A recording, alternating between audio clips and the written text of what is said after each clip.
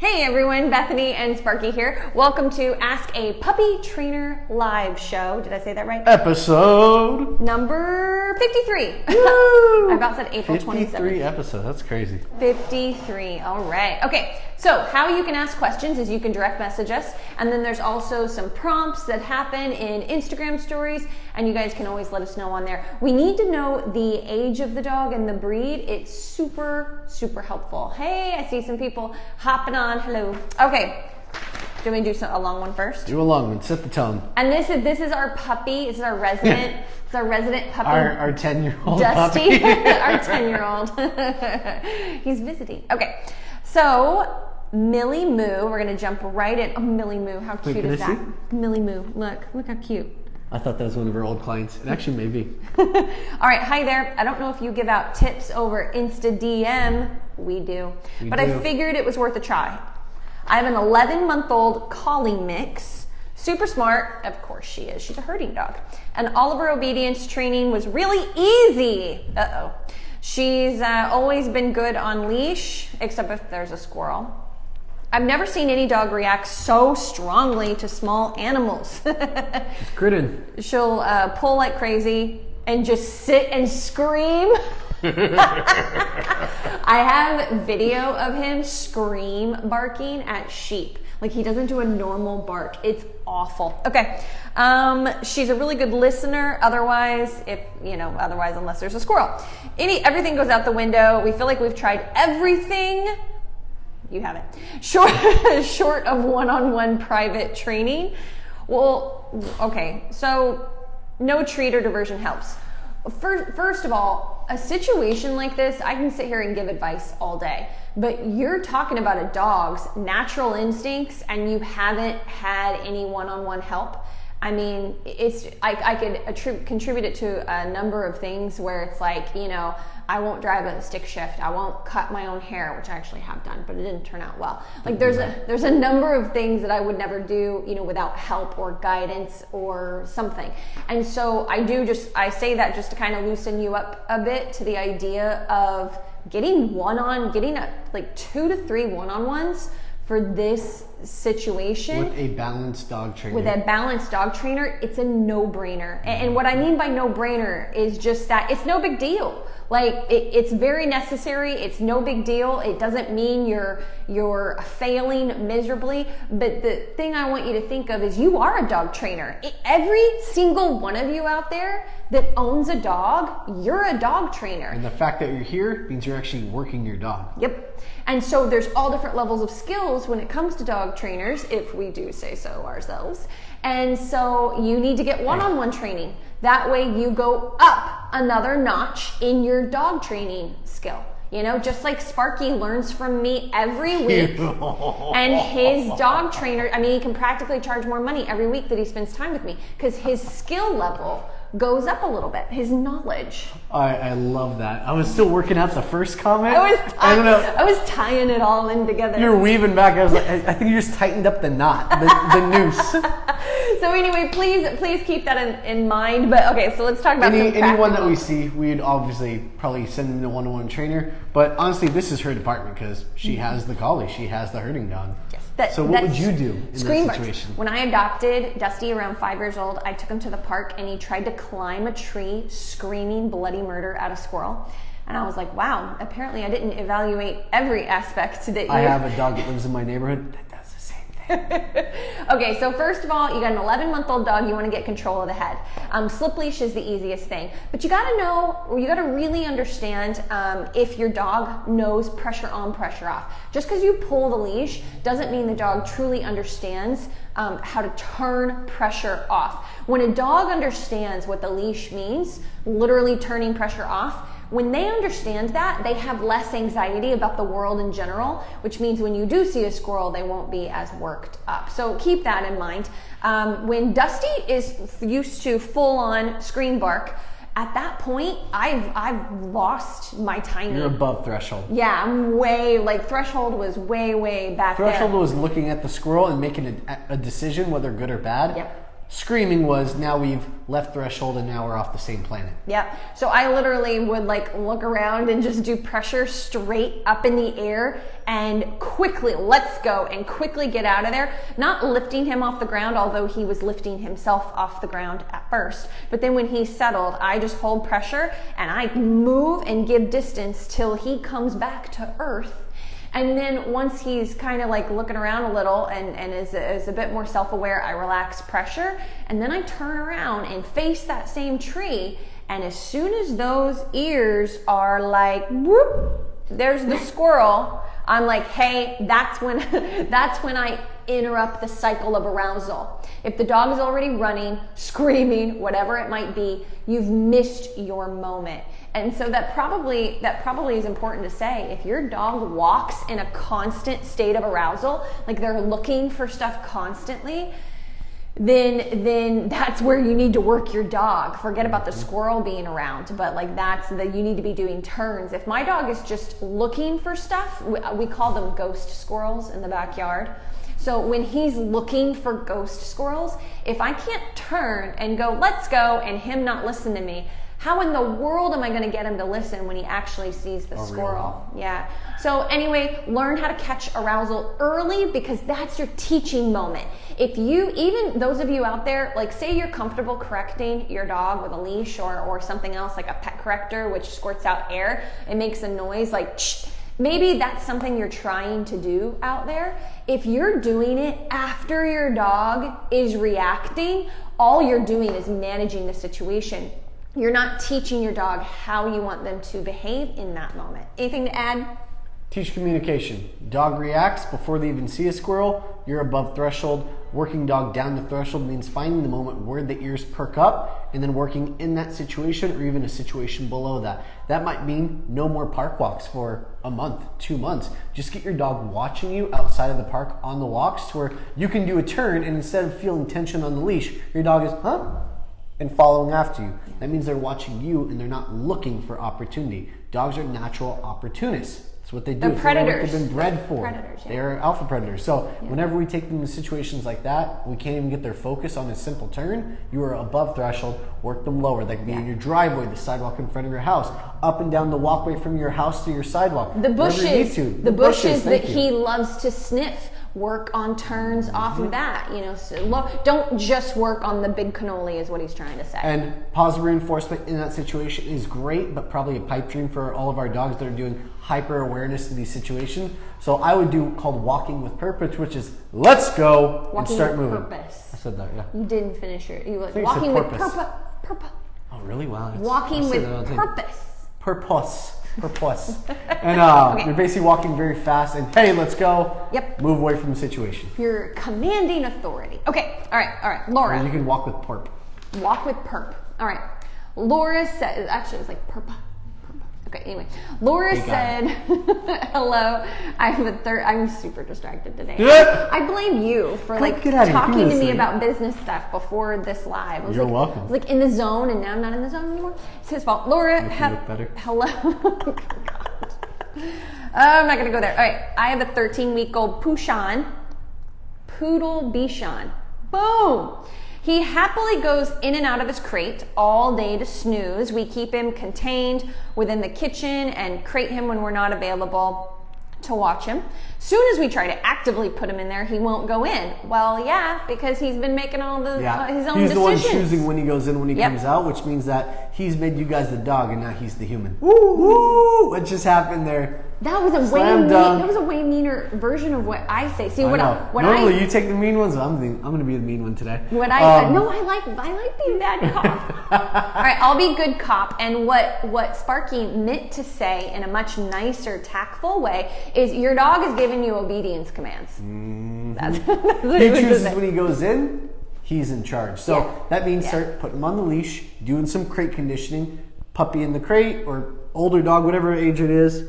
13 weeks? 13 weeks. Even better. Oh, it's puppy, a baby. That's a baby. Oh, it's a baby. Puppy in the crate, whether that means you have to lift them up and guide them in, close door, pause, open, break, food. Over and over and over again. And then eventually it's puppy in the crate, give food in the crate, then release them without food. And you want to eventually build it up to where you can close the door, Open it slowly, pause for about 2 seconds, break, and release them. Over and over and over, over and over and over and over and over and over and over The again. big thing is when he said open the crate and like pause for a second, you know, pressure in. You want to look at your crate door as spatial pressure. It's your first threshold. Spatial pressure. For a threshold? For a threshold. So you might have, if you've been on here before, you've heard us talk about like blocking and things like that. Like, hey, you know, knock it off. Like no, chill out. Sorry, I was just kidding, Dusty. So you've heard us talk about that kind of stuff before. What we want you to do is use the crate door in that same authoritative manner. So the dog doesn't, even though you want the dog to like going in crate, if they get to choose when they bust out of there as soon as that door opens, they start to attribute a door opening to flying out, which feeds that part Front of door, the side door, any garage door. Any door. We're just using crate as an opportunity to teach calmness. When you're calm and patient, then you get to come out. And you want to be so firm on that a new 13-week-old puppy, he might be like, well, I don't want to come out now. I'm so confused. You keep shutting the door every time I come up to it. And they have to problem solve. And they can just sit there and you're like, come on, put a piece of treat on the ground, and they're still like, I'm not sure. Just wait and they'll come out. So that gets them problem solving. It's actually a good thing when you see them hesitate. So my point is, you use that door as blocking to make sure the dog is coming out when told he can come out. And that builds confidence because you're in control of the in and the out. And it keeps the brain, leadership. It keeps the brain from being overly active. And honestly, you know, if you really want to, he might have said this, but I was actually thinking of something else while he was talking. She was already thinking of a contradiction. I was like, oh, don't forget this. Whenever you do the food in and out, which I'm sure he mentioned, use their kibble first thing in the morning when they're hungry. And if she doesn't want to go in for the food, make sure it's not a big hop in. Some of those crates, they have a really high lip. High lip, is that what it's called? And so it's a little bit too much effort. I'm dealing with a Chihuahua right now with that issue. It takes her forever to jump in and out because she's like gearing herself up for the little. Oh, she's building confidence. She's like building confidence to jump over it. 3, 2, 1. But anyway, it's like really get them working for food. And it's not that you're not offering food. Hey, if you don't want to eat breakfast and go in and out of the crate, fine. But you do want to mix it up, maybe tossing some food in the crate, letting them hop in versus luring with food. There's a few different ways to do it, and you need to do it over and over and over again, like 10 to 20 repetitions. 13 weeks old is it's a little older. If your puppy understands leash pressure, you could try some leash pressure, but a lot of times that makes dogs balk at it more. And you want the leash on your puppy, but not be using it to pull until your puppy is going in and out without any issues. And yeah, if that means holding the back feet and he can see food in the crate and you're just like waiting for them to finish walking in, and you do that 10 times in a row. We've done that before. They come flying out, and then you go back in and you put one paw in and hold up the back feet and wait for them to at least take one step on their own. I mean, do it within a few days. He'll be flying in and out, fingers crossed. Not flying out though. Not flying out. In and calmly walking out once given the command to do so. Syntax. All right, shorties. Hi, Dusty. Okay, Willow Cute Wood. How do I get my puppy to calm down when meeting new dogs? He always gets super excited.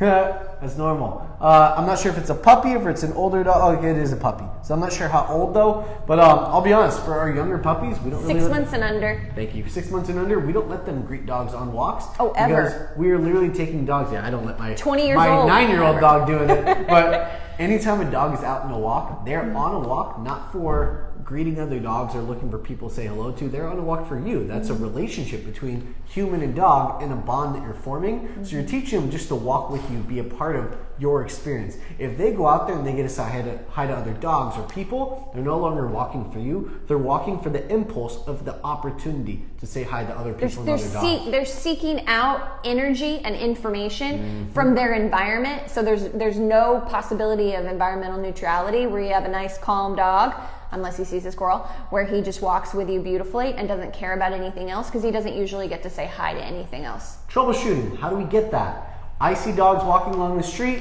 I use my body as a wall and kind of move around them, what we call bubbling out, or let's go and go the opposite way. If I see a dog that's at the end of the leash doing this, I'm like, no, that's not for me.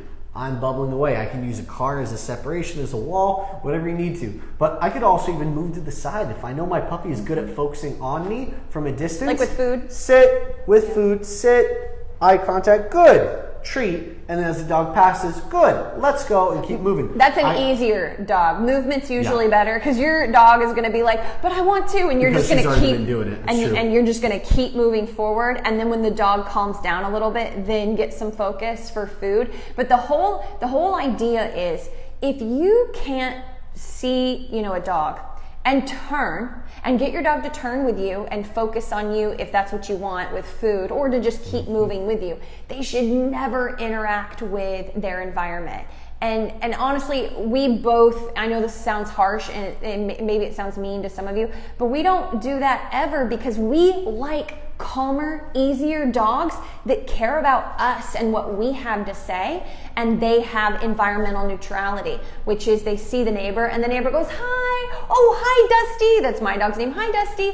And Dusty's just like, hey, what's she doing? What's happening? My dogs are excited to see people on walk, but they're not going to blast out to go say hi to them. Yeah. They'll usually just sit next to me and wait for a release if I ever give it. Most of the time I don't, unless I have...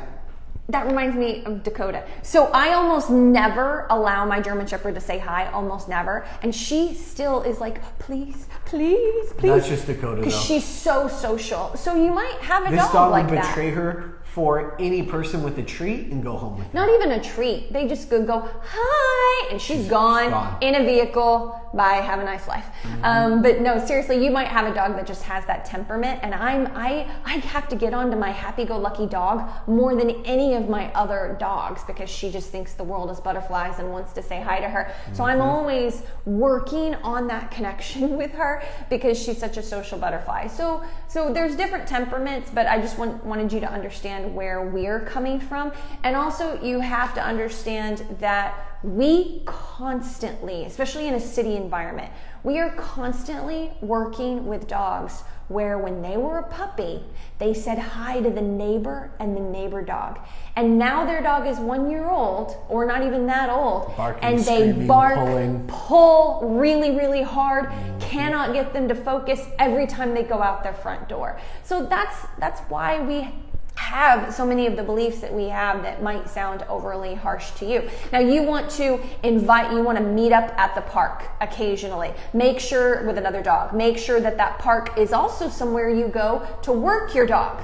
Like to work on come and heel, and then sometimes it's play ball, and sometimes it's meet up with a friend.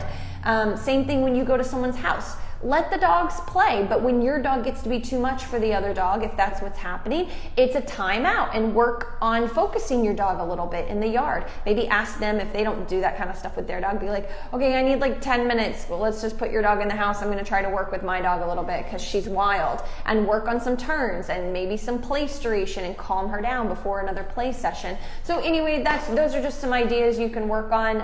But the big thing is on walks, you give whatever space you need for your dog to not lose their minds with excitement, and try to always put yourself in the middle. So the dog is here, and then here's you, and then here's your dog. Like you're always in the middle. It's very, very hard to put the dogs in the middle and expect any focus. Because they're already overstimulated by Feeding. the fact you just seen the dog. Yeah, You feeding. can even take a meal with you, like take your whole kibble meal, put it in a training pouch, and you literally walk with that pouch every 10, 15 steps. Focus to the nose, sit, eye contact, good treat. Yeah. Don't just Let's do it go. when there's dogs around. Yeah, you do it outside of it, and I even start at home. I'll do the up and down my hallway. I live in an apartment. I don't live in a big house, and I'll still do it up and down. Then you might do dogs, easiest way. Yep. Okay, dokie. You want to do another short one? I do. How do you deal with barking when puppy is crated? Bethany, go! No, I'm just kidding.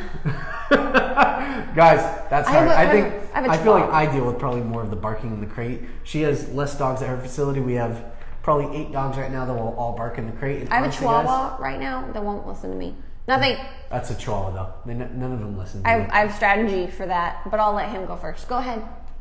Honestly, they're going to bark. It's just a cold reality of That's crating. not what I was going to say, just so you know. Especially when you have a dog that does tend to bark more in the crate. You have a couple of ways of helping them though. Put them in a quiet, calm environment. Cover all 4 sides of the crate with the towel. Leave a little slit open. Try to give a little bit of indirect airflow. Maybe like bounce a fan off the wall or something. Putting a baby to sleep. Like putting a baby to sleep. Babies. He always forgets that because. Babies. I also. Yeah, but you want a baby. Okay, it's different. So. That's so. Put on a white noise machine. Killing me, girl.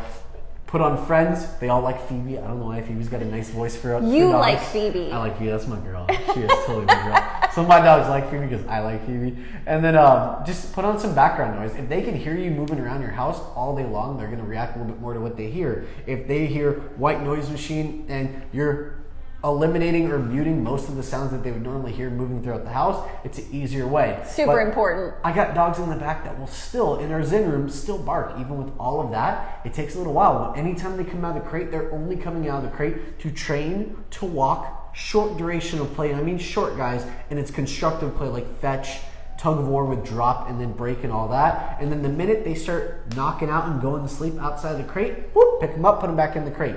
Because it's literally, they're probably going in the crate at home, barking, coming out, and sleeping. Yeah. So the schedule is skewed. They need to sleep in the crate, be awake outside the crate. You don't have to put them in the crate every single time when they go to sleep outside the crate until you get them sleeping in the crate comfortably and no longer barking. And on average, that can take 3 to 4 days. Oh, I thought you were going to say 3 to 4 months. Yeah, no, 3 to 4 days. No, wait. So what he just said specifically, the aspect of making sure you don't let your puppy rest outside of crate. Oh, okay. So the tiredness, is that a word?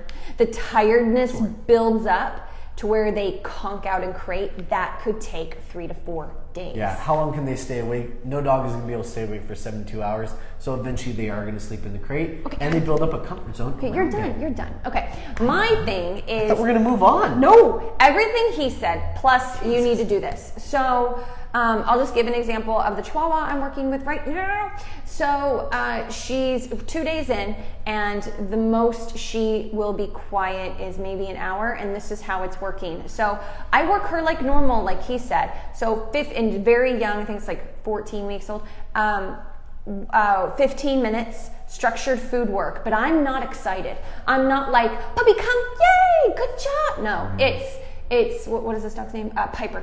Piper, come, sit, good.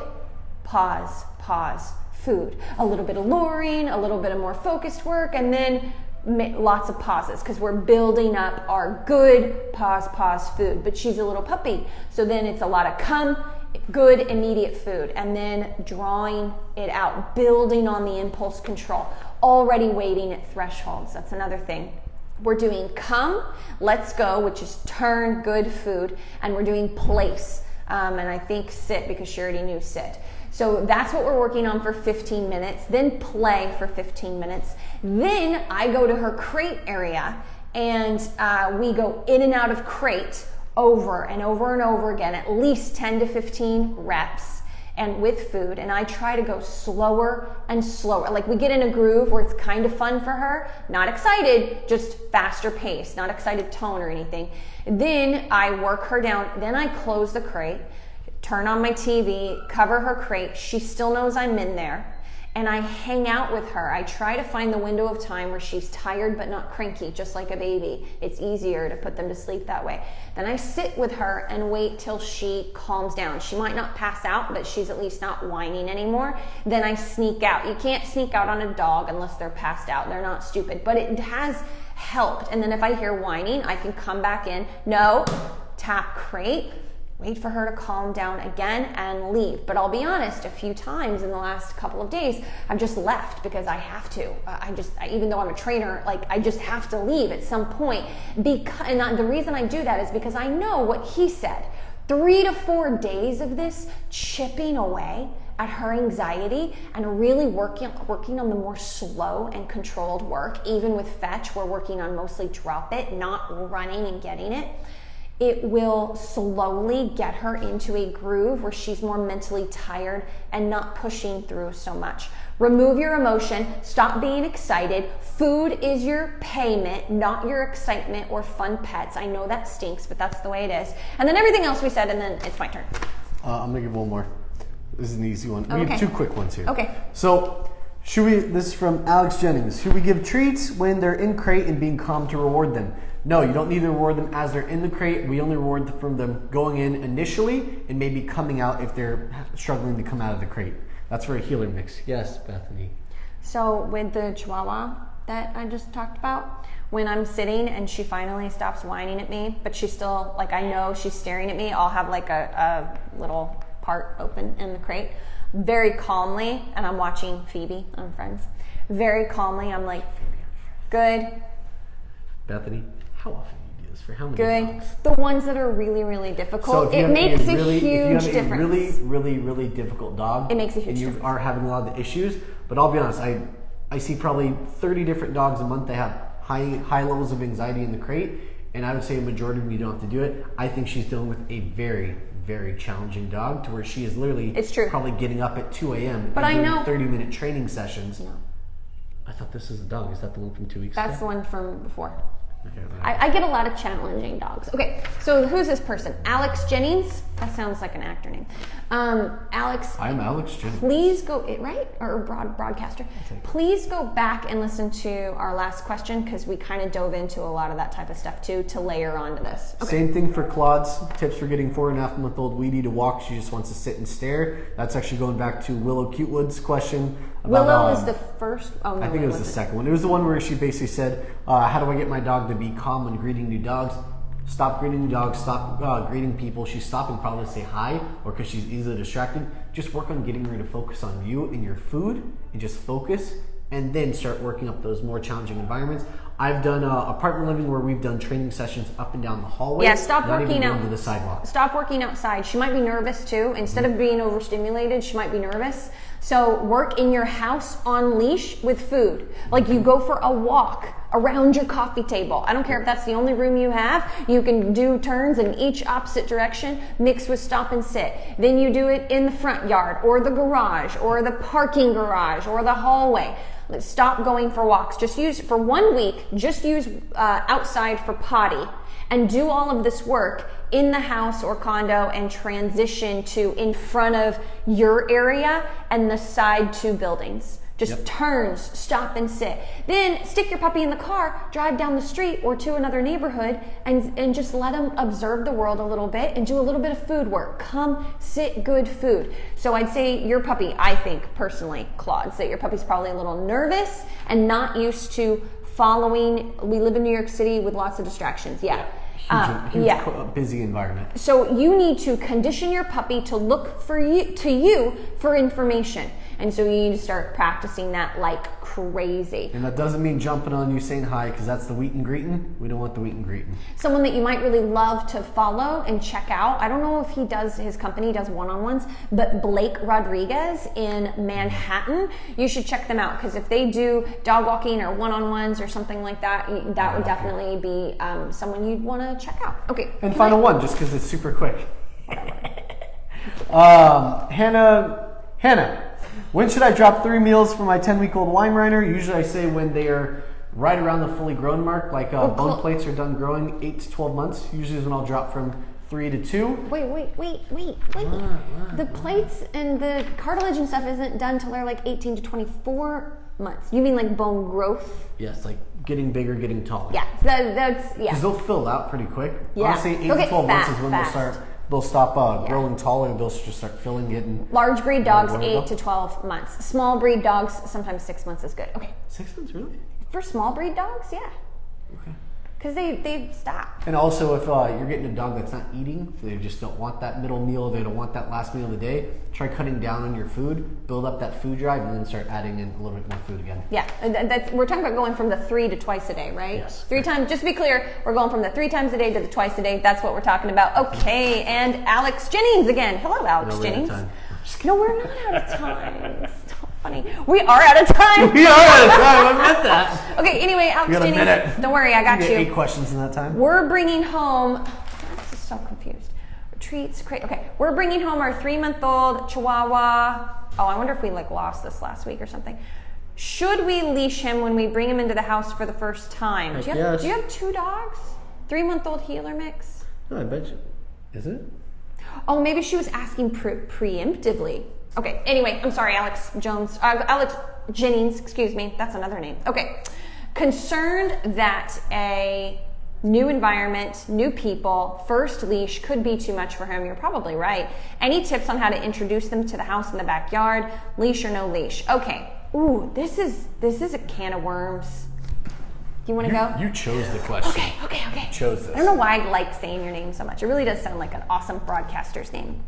Okay, even though it's probably like Alexandria. Okay. Hey, we can be non-binary. You never know. It could be. But see, the PC world. It's a very beautiful photo. Okay.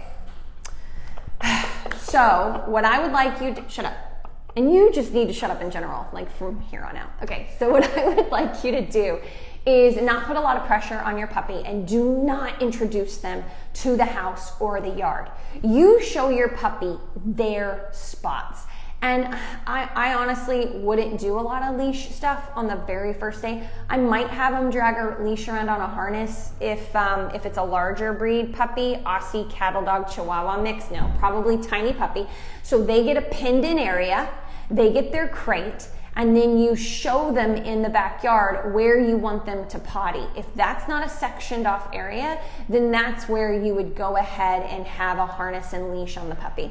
So the puppy's gonna be very upset feeling leash tension. Like that's when they're gonna be like, I don't understand, I don't like this new thing, right? Opposition reflex. And so that's where the food comes into play. But I'll be honest, a lot of puppies, their first couple of days, they're not super keen on taking food from your hand. And if they are, you better be back on here next week asking new questions, because that means they're crazy driven. Sure. Yes, and bitey.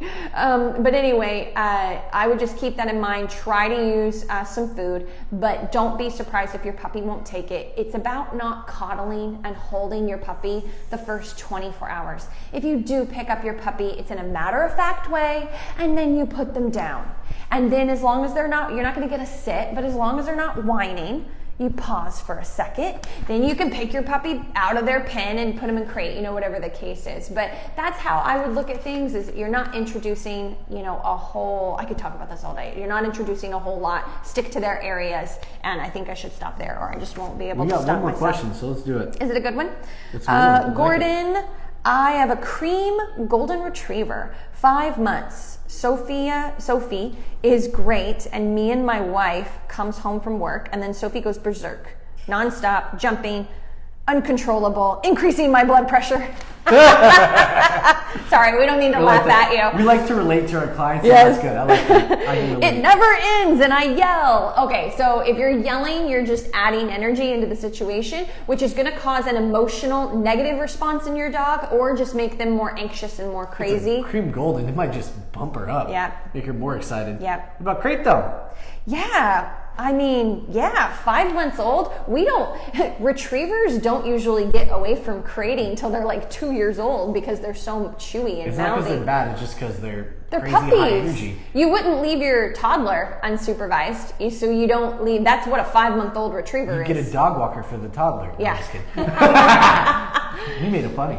Okay, basically put the dog in the crate train, and then if you're gone for 8 hours a day, try to get a dog walker. You have to, you have to get. Yeah, you not try. You have to either get a dog walker for a 5-month-old, or you're gonna have to find some way of making a home and giving them a quick little potty outside. Yeah. Maybe a quick training session. Feed him, give him some water. And then when you're trying to teach him not to jump and have so much excitement related to you, leash. You have to help him understand what you want him to do in those situations. So what expectations are you setting for your dog? So if I have Dusty and I come up to Sparky and Sparky goes, "Hey Dusty," and Dusty goes to jump on him, I'm gonna go, no, little leash guidance, pressure up, sit.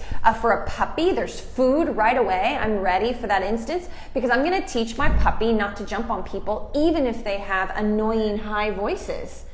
It's clearly Sparky. So anyway, just to kind of give you a really tiny nugget, because I think you might have quite a bit to do. But there's a nugget. I hope we see you back And good luck, You Gordon. should check out our Instagram videos. So we have a lot of really great techniques on how to work through some of the energy. Bethany even literally made a video of how to walk in a door and how not to walk in a door. So check it out. Okay, guys. Bye. Thanks for joining us. See you next week.